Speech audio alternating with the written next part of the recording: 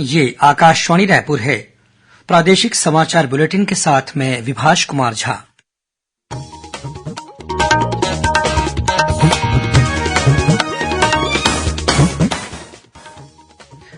और अब पेश है आज के मुख्य समाचार। मुख्यमंत्री ने आज राजनांदगांव जिले में करीब 24 करोड़ रुपए के विभिन्न विकास कार्यों का शिलान्यास और लोकार्पण किया। भर्रे गांव में आयोजित किसान अन्नदाता समारोह में शामिल हुए। भाजपा अल्पसंख्यक मोर्चे के राष्ट्रीय अध्यक्ष ने कहा कि प्रधानमंत्री अल्पसंख्यक समुदाय के शोषित और वंचित लोगों को जोड़ने का विशेष रूप से प्रयास कर रहे हैं। छत्तीसगढ़ की सांस्कृतिक विरासत तथा ऐतिहासिक धरोहरों को संरक्षित करने के लिए प्रदेश के पुरातत्व संचालनालय और नई दिल्ली स्थित इंदिरा गांधी राष्ट्रीय कला केन्द्र के बीच हुआ समझौता। और जगदलपुर किरंदुल रेल मार्ग पर शिवलिंगपुरम यार्ड के पास मालगाड़ी के 8 डिब्बों के पटरी से उतर जाने के कारण प्रभावित हुआ रेल यातायात।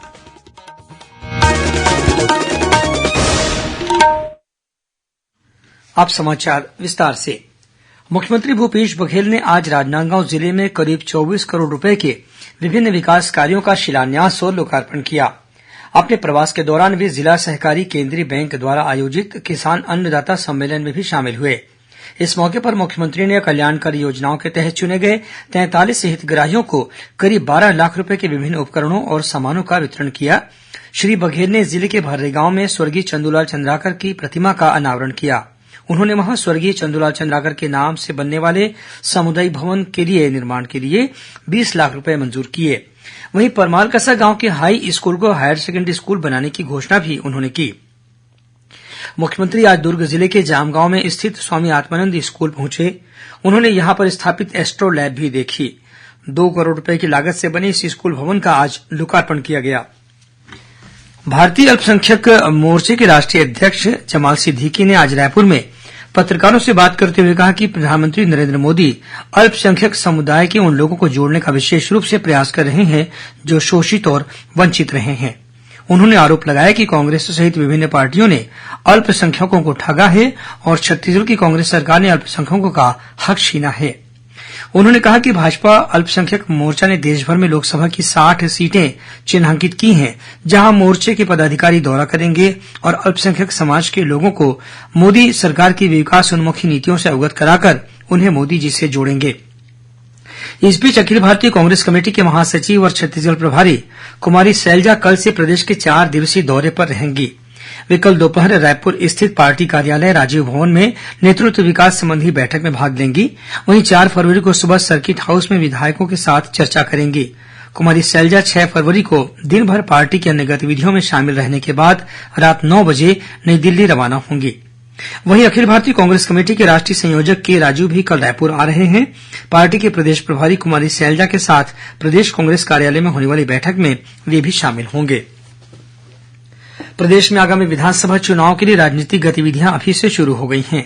इसके तहत विभिन्न राजनीतिक दलों द्वारा बैठकों के साथ ही कार्यकर्ता सम्मेलनों का आयोजन भी किया जा रहा है। इसी कड़ी में भाजपा की बस्तर जिला इकाई ने जगदलपुर विधानसभा क्षेत्र में कार्यकर्ता सम्मेलन का आयोजन किया। कार्यकर्ताओं को संबोधित करते हुए प्रदेश भाजपा उपाध्यक्ष और विधायक शिवरतन शर्मा ने कहा कि प्रदेश में भाजपा की सरकार बनाने के लिए कार्यकर्ताओं को एकजुट होकर प्रयास करना होगा। सम्मेलन को पूर्व सांसद दिनेश कश्यप और पूर्व मंत्री लता उसेंडी सहित अन्य पदाधिकारियों ने भी संबोधित किया। छत्तीसगढ़ की सांस्कृतिक विरासत और ऐतिहासिक धरोहरों को सहेज कर रखने तथा संरक्षित करने के लिए संयुक्त रूप से केंद्र और राज्य सरकार मिलकर कार्य करेंगे। इसके लिए आज संस्कृति मंत्री अमरजीत भगत की उपस्थिति में पुरातत्व संचालनालय और इंदिरा गांधी राष्ट्रीय कला केन्द्र नई दिल्ली के बीच एक समझौते पर हस्ताक्षर किए गए। इस समझौते के तहत इंदिरा गांधी राष्ट्रीय कला केन्द्र द्वारा स्थानीय छात्रों, पर्यटकों, शोधार्थियों और आम लोगों को उनकी पुरा संस्कृति के वास्तविक पक्षों से परिचित कराने के लिए विश्व तथा भारत की शैल कला के साथ ही छत्तीसगढ़ की शैल कला पर एक दीर्घा बनाई जाएगी। यह दीर्घा महंत घासीदास स्मारक संग्रहालय रायपुर में स्थापित की जाएगी।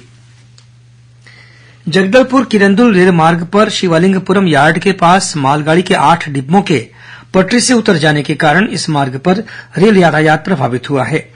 ये मालगाड़ी दंतेवाड़ा स्थित राष्ट्रीय खनिज विकास निगम एनएमडीसी की खदान से कच्चा लोहा लेकर जा रही थी।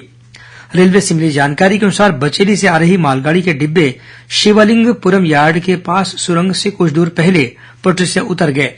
घटना की सूचना मिलते ही कोरापुट और विशाखापट्टनम से राहत और बचाव दल के कर्मचारी तत्काल मौके पर पहुंचे। इस दुर्घटना के कारण विशाखापट्टनम किरंदुल पैसेंजर गाड़ी को आज रद्द कर दिया गया। रेलवे अधिकारियों ने बताया है कि जगदलपुर विशाखापट्टनम मार्ग पर रेल यातायात को बहाल करने में करीब 36 घंटे लग सकते हैं। प्रादेशिक समाचार आप आकाशवाणी रायपुर से सुन रहे हैं। छत्तीसगढ़ की खबरों से है आपका वास्ता और खबरों की विश्वसनीयता से है हमारा वास्ता। आकाशवाणी समाचार रायपुर के प्रादेशिक समाचार बुलेटिन के साथ ही हमारे समसामयिक कार्यक्रम आप रेडियो के अलावा अपने मोबाइल पर भी सुन सकते हैं। आकाशवाणी समाचार फेसबुक, ट्विटर और यूट्यूब पर भी उपलब्ध है। हमारा Facebook page Chhattisgarh news on AIR, Twitter handle CGAIR news और हमारा यूट्यूब चैनल है छत्तीसगढ़ AIR न्यूज। तो अब रेडियो के साथ ही आपके मोबाइल के जरिए भी हम पहुंच रहे हैं आप तक। छत्तीसगढ़ की हर खबर के लिए सुनते रहिए आकाशवाणी समाचार। और अब आगे बढ़ते हैं बाकी के समाचारों की ओर। केंद्रीय वित्त मंत्री निर्मला सीतारमण द्वारा कल पेश किए गए आम बजट को लेकर विभिन्न राजनीतिक दलों और व्यापारिक संगठनों की मिलीजुली प्रतिक्रिया प्राप्त हुई है। भाजपा विधायक और प्रदेश के पूर्व मंत्री बृजमोहन अग्रवाल ने बजट पर अपनी प्रतिक्रिया में कहा कि इस बजट में आम लोगों के साथ ही गरीब, मध्यम वर्ग, महिला, युवा वर्ग और किसानों का विशेष ध्यान रखा गया है। उन्होंने कहा कि केंद्रीय वित्त मंत्री द्वारा 7 लाख रुपए तक आयकर में छूट के प्रस्ताव से मध्यम और नौकरी पेशा लोगों को बड़ी राहत मिल सकती है। इसी तरह अगले 3 साल में 47 लाख युवाओं को सहायता प्राप्त करने के लिए प्रत्यक्ष लाभ हस्तांतरण योजना भी रोजगार दिलाने की दिशा में एक बड़ा कदम साबित होगी। वहीं छत्तीसगढ़ के जाने माने अर्थशास्त्री और रायपुर स्थित पंडित रविशंकर शुक्ल विश्वविद्यालय में अर्थशास्त्र के विभागाध्यक्ष प्रोफेसर R.K. ब्रह्मे ने कहा कि केंद्रीय बजट देश में ज्ञान और तकनीक को प्रोत्साहित कर भारत को विश्व की अग्रणी अर्थव्यवस्था बनाने में सहायक सिद्ध होगा। यदि तीव्र गति से बढ़ना है तो हमें तकनीकी और ज्ञान दोनों का उपयोग करना होगा। तो यही बात वित्त मंत्री जी ने कही है कि हम ज्यादा से ज्यादा रिसर्च और इनोवेशन के द्वारा अर्थव्यवस्था को गति प्रदान करें और यही ऐसी बात होगी जो हमको वैश्विक अर्थव्यवस्था में स्थापित करेगी। हम अपने निर्यात ज्यादा कर पाएंगे, हम अपने जो उद्योग हैं और अपनी सेवाएं हैं उनमें हम जो है कुशलता निर्मित कर पाएंगे, वहां उत्पादकता बढ़ा पाएंगे और जब तक ये नहीं होगा तब तक हमारी कॉम्पिटिटिवनेस नहीं होगी, हम विश्व से प्रतिस्पर्धा नहीं कर सकते। तो ये बहुत आवश्यक है कि हम अपनी अर्थव्यवस्था को ज्ञान और तकनीकी के आधार पर मजबूत करें। बजट के संबंध में छत्तीसगढ़ में confederation of all India traders CAT की दुर्ग इकाई के अध्यक्ष मोहम्मद अली हिरानी ने कहा कि केंद्रीय बजट उद्योग और व्यापार दोनों के लिए लाभदायक साबित होगा। ये बजट बुनियादी ढांचे पर किए जाने वाले निवेश को प्रोत्साहित करने वाला है।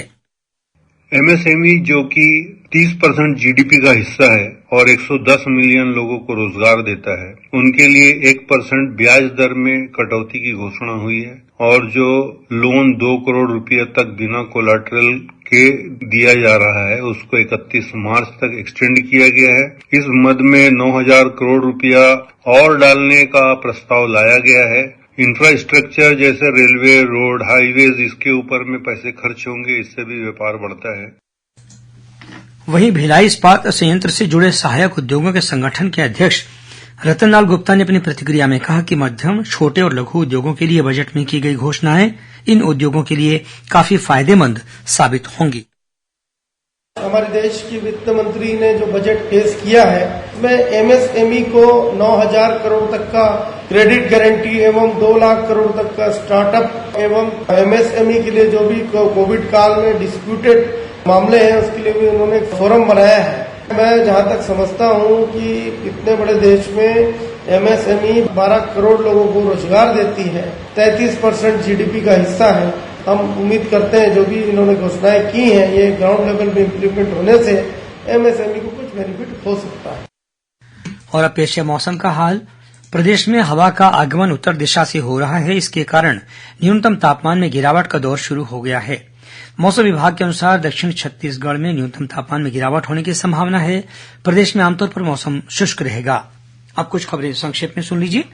मुख्यमंत्री भूपेश बघेल ने आज रायपुर स्थित अपने निवास कार्यालय में छत्तीसगढ़ के प्रखर पत्रकार और पूर्व सांसद चंदूलाल चंद्राकर की पुण्यतिथि पर उन्हें श्रद्धांजलि अर्पित की है। श्री बघेल ने स्वर्गीय चंद्राकर के छायाचित्र पर पुष्प अर्पित कर उन्हें नमन किया। राज्य सरकार के सामान्य प्रशासन विभाग ने रायपुर और नवा रायपुर स्थित सभी सरकारी कार्यालयों के लिए 3 और स्थानीय अवकाश घोषित किए हैं। जारी आदेश के अनुसार 19 सितंबर गणेश चतुर्थी, 23 अक्टूबर महानवमी और 13 नवंबर गोवर्धन पूजा के दिन स्थानीय अवकाश रहेगा। मध्यप्रदेश के उज्जैन में 6 से 11 फरवरी तक होने वाले खेलो इंडिया यूथ गेम्स में शामिल होने के लिए छत्तीसगढ़ से 12 खिलाड़ियों का चयन हुआ है। इनमें से 10 खिलाड़ी नारायणपुर के अबूझमाड़ मलखंभ अकादमी के हैं। स्कूल शिक्षा मंत्री डॉक्टर प्रेमसाय सिंह टेकाम ने रायपुर में जिला शिक्षा कार्यालय के नए भवन का लोकार्पण किया। इस अवसर पर डॉक्टर टेकाम ने कहा कि गुणवत्तापूर्ण शिक्षा के लिए सरकार हर संभव प्रयास कर रही है। कोंडागांव में जिला कौशल विकास प्राधिकरण तथा जिला रोजगार मार्गदर्शन केंद्र द्वारा कल 3 फरवरी को रोजगार मार्गदर्शन कार्यक्रम का आयोजन किया जाएगा। इसमें विशेषज्ञों द्वारा विद्यार्थियों को करियर संबंधी विभिन्न क्षेत्रों की जानकारी दी जाएगी। रायपुर तहसील के राजस्व प्रकरणों के निराकरण के लिए 4 फरवरी को तहसील कार्यालय में सुबह 10:30 बजे से शिविर आयोजित किया जाएगा। कोंडागांव कलेक्टर दीपक सोनी ने जिले के माकड़ी और फरसगांव विकासखंड में सिकल सेल जांच और परामर्श सेवाएं प्रदान करने के लिए 2 मोबाइल मेडिकल यूनिट को झंडी दिखाकर रवाना किया। मोबाइल मेडिकल यूनिट के जरिए अगले 2 महीने तक सिकल सेल जांच और परामर्श सेवाएं प्रदान की जाएंगी। और जांजगीर चांपा जिले के बोरसी गांव में मोटरसाइकिल के अनियंत्रित होकर पेड़ से टकरा जाने से उसमें सवार एक व्यक्ति की मौत हो गई, वहीं एक अन्य व्यक्ति घायल हो गया। अंत में मुख्य समाचार एक बार फिर। मुख्यमंत्री ने आज राजनांदगांव जिले में करीब 24 करोड़ रुपए के विभिन्न विकास कार्यों का शिलान्यास और लोकार्पण किया। भर्रेगांव में आयोजित किसान अन्नदाता समारोह में शामिल हुए। भाजपा अल्पसंख्यक मोर्चे के राष्ट्रीय अध्यक्ष ने कहा कि प्रधानमंत्री अल्पसंख्यक समुदाय के शोषित और वंचित लोगों को जोड़ने का विशेष रूप से प्रयास कर रहे हैं। छत्तीसगढ़ की सांस्कृतिक विरासत तथा ऐतिहासिक धरोहरों को संरक्षित करने के लिए प्रदेश के पुरातत्व संचालनालय और नई दिल्ली स्थित इंदिरा गांधी राष्ट्रीय कला केंद्र के बीच हुआ समझौता और जगदलपुर किरंदुल रेलमार्ग पर शिवालिंगपुरम यार्ड के पास मालगाड़ी के 8 डिब्बों के पटरी से उतर जाने के कारण प्रभावित हुआ रेल यातायात। इसी के साथ प्रादेशिक समाचार बुलेटिन समाप्त हुआ। नमस्कार।